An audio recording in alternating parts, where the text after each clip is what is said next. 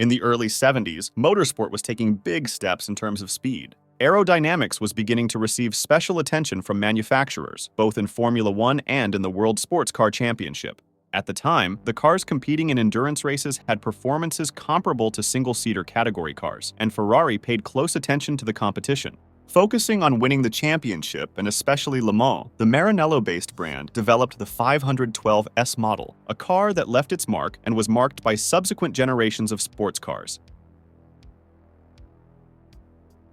The Italian brand traditionally used 4-liter engines in its cars. The situation changed in 1967. The International Automobile Federation closely observed the high speeds that cars were reaching at Le Mans, not only Ferraris, but also Fords, which raced with 7-liter V8 engines in the GT40 models. For the following year, the standard in Group 6 cars was reduced to 3 liters, similar to Formula One engines. The change forced several manufacturers to build engines to comply, but this was not the case for Ferrari. The Italians had the engine used in Formula One that fit the new specifications, so this wasn't a problem. Nevertheless, the Maranello manufacturer decided to take a step back and did not compete in '68 as a protest against the change. In the meantime, the brand developed the 312P, a prototype that was in practice, a 312 Formula One car adapted as a barchetta.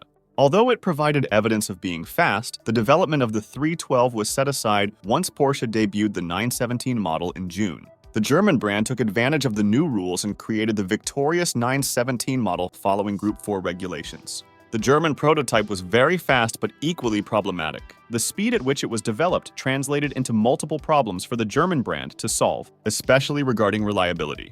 Nevertheless, the car was fast, so much so that it convinced the Italians to start production of a new car and a new engine. In the middle of that year, Ferrari began production of a 5-liter engine for its new car, following the knowledge gained from Formula One. The result was the Type 261, a V12 engine capable of producing 544 horsepower initially and over 600 HP after future modifications. The equipment was installed in the 512S, a car that followed the Group 4 regulations. Following the same path as Porsche, Ferrari tried to exploit the same loopholes that allowed larger displacement engines and fewer homologation cars. The chassis of the model consisted of 2 parts. At the front, an aluminum structure helped cut some weight from the model, and at the rear, a steel tubular structure supported the engine and suspension. The design was an evolution of the 312P model, clearly adapted for the new engine and the rules imposed by the FIA. As part of the effort to challenge the Germans, Enzo Ferrari decided to sell half of his stake to Fiat to gather funds, in addition to producing some cars to sell to customer teams. Rapid development and production allowed the prototype to be ready for 1970, but it also brought several problems in areas such as suspension and transmission. Besides the time disadvantage against the Germans, there was also a problem related to the shortage of drivers. Most of the big names were registered with other teams, including Porsche. Apart from Formula One drivers, there were few professionals for Ferrari to hire. Tests with the 512S were conducted during the winter, and to the Italians' misfortune, rain hindered much of the sessions. With few moments of dry track to run on, Ferrari's drama increased even more. American Mario Andretti only managed to run on dry track during the early tests for the 24 hours of Daytona, and from the beginning, the car showed itself to be quite fast. The race against time was now to obtain homologation. It was only on the morning of the last day of the deadline that Ferrari managed to present all 25 512S cars requested by the FIA. Of these, only 17 were fully assembled, with the remaining 8 present only as assembly kits. After the evaluation was completed, and with permission in hand, the Italian brand immediately dispatched 5 models to race in Daytona. During qualifying for the race, bad weather returned to haunt Ferrari, but this time, it also hampered Porsche. Andretti managed to take advantage of the moment and secured pole position, as was done the previous year. In the race, the situation was different. The trio composed of Mario Andretti, Arturo Merzario, and Jackie Ickx couldn't challenge the German rivals and finished the race in 3rd place, 48 laps behind the Porsche winners. The trio was doing well in the race and would likely have secured 2nd place if a suspension failure hadn't forced the drivers to slow down. Although the ending was almost a disaster, the event served as the best possible test for the 512S. Weight, power, aerodynamics, and fuel consumption were the main points to be improved. The prototype received an open cockpit version, which reduced the weight by 25 kilograms or 55 pounds. Small fins were installed at the front, and a new fuel injection system helped improve the model's power, bringing it closer to the Porsche. For the 12 hours of Sebring, Ferrari managed to update 4 of its cars, 3 of them with Spider bodywork. The changes apparently worked out, with Andretti securing pole position. In the race, the driver managed to lead the pack for a good portion of the time, but was overtaken by Porsches during the pit stop. The situation began to change when the German cars began to experience problems, leaving the Italian cars in front. After some changes at the top, the 512S driven by Ignazio Giunti and Nino Vaccarella secured victory.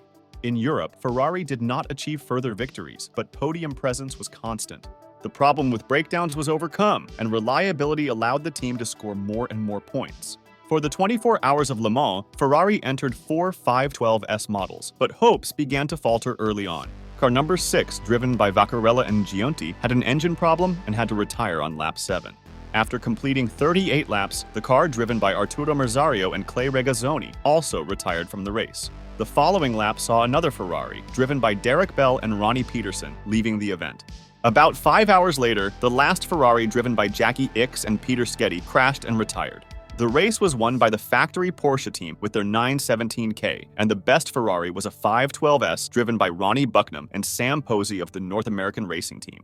The success of the German model inspired the Italians to install a similar rear end for fast circuits, such as Le Mans, Spa, and Monza. The so-called long tail allowed the car to produce less drag, albeit at the cost of downforce. After the race at La Sarthe, the brand began developing a narrower and even more powerful version called the 512M. Weighing 815 kilograms and with 620 horsepower, the model had revised aerodynamics and did not have a spider version. The car was taken to the final round of the calendar, and both in qualifying and in the race, the model proved to be fast, much faster than the Porsches. Ickx even broke the lap record, being faster than even his own performance with an F1 car. Just when victory seemed certain, an alternator failure forced the retirement. Outside of the championship, Ferrari still managed to win the non-championship 9-hour race at Kyalami, putting 2 laps on the only competing Porsche. For 1971, the Penske team ordered the model and made some modifications to improve performance. Painted blue and yellow, the car managed to challenge the Porsche 917, securing some pole positions. Others were sold to customer teams. In Maranello, attention turned to its 3-liter prototype program, leaving the development of the 512M aside. Without formal factory support, customer teams were no match for their rivals. In 1972, the 5-liter engine class was discontinued, marking the end of the 512's era. One of the chassis, number 1036, remained in Ferrari's possession and was used for testing. After its use, the model was sold to Solar Productions, which produced the film Le Mans. The car would be resold after filming and raced on the Can-Am tracks years later in 1974. With the 312 PB, Ferrari remained on the path to success, becoming double champions in the 1972 and 1973 championships.